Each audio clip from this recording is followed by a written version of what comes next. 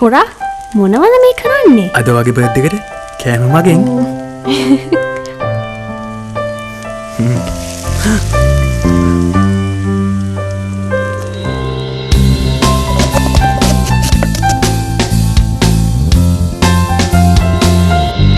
වව්. කෑම නම් හරිම රසයි. EGB නැතුව කෑම එපා.